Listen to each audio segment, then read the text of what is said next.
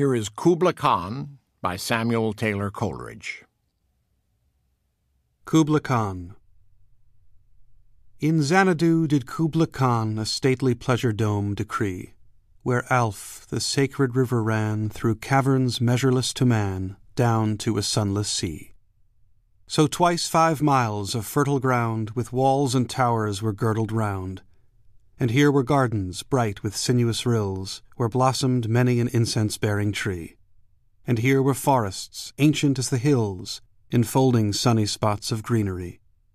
But oh, that deep romantic chasm which slanted down the green hill athwart a cedarn cover, a savage place, as holy and enchanted as ere beneath a waning moon was haunted by woman wailing for her demon lover.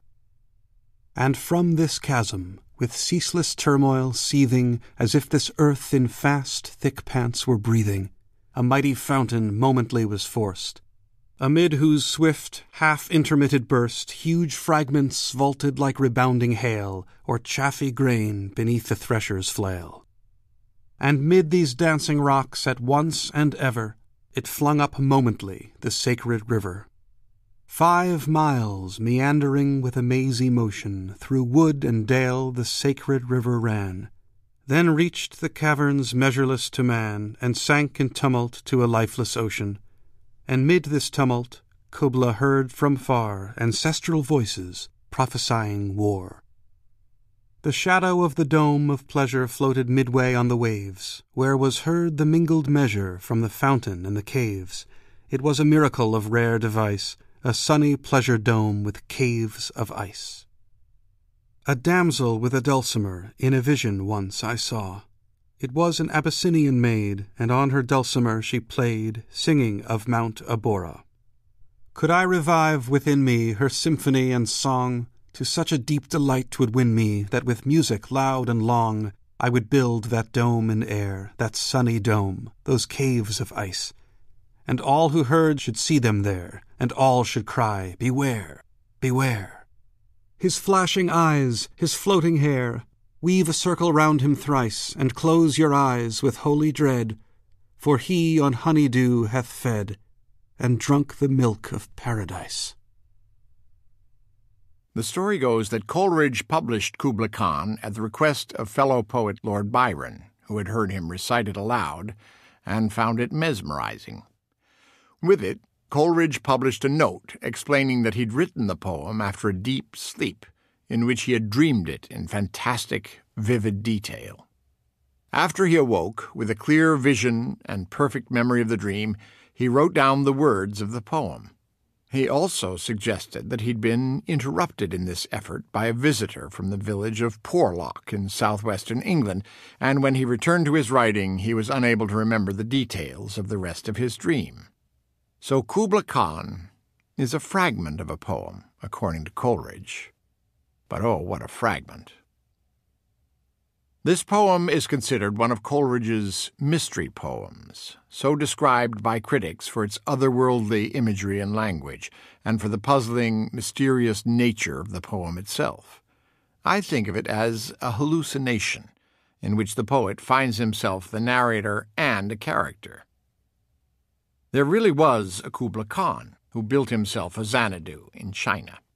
The poet tells this story in careful detail, describing the folly of a man deluding himself, pursuing a path of impossible immortality.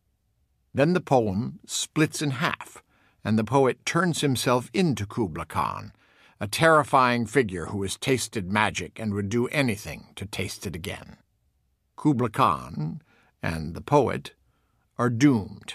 No matter what humans do to isolate themselves from age or mortality, war or danger, these things will come.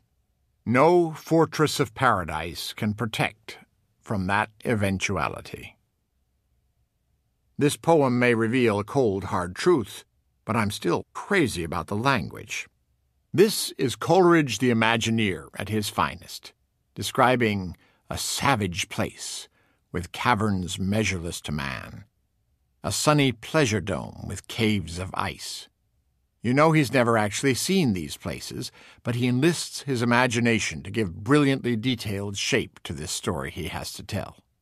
Where Wordsworth and company deferred to reason and common language, Coleridge fired up his imagination and used the best words in the best order, no matter how uncommon they might be.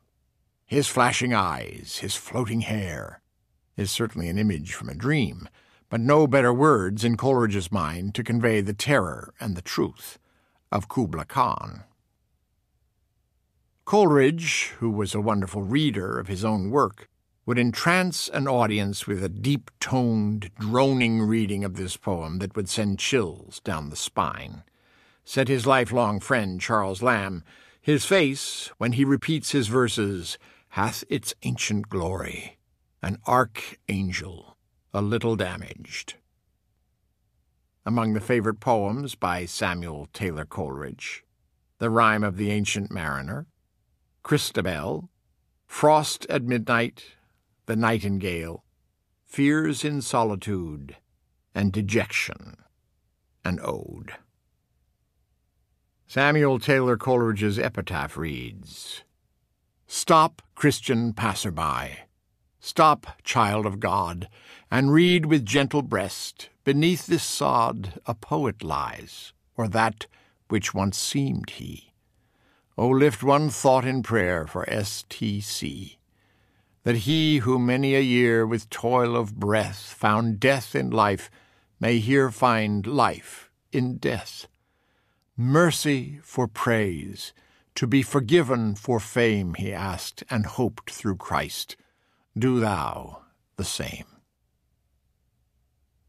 And Samuel Taylor Coleridge once wrote, "A poet ought not to pick nature's pocket. Let him borrow, and so borrow as to repay by the very act of borrowing.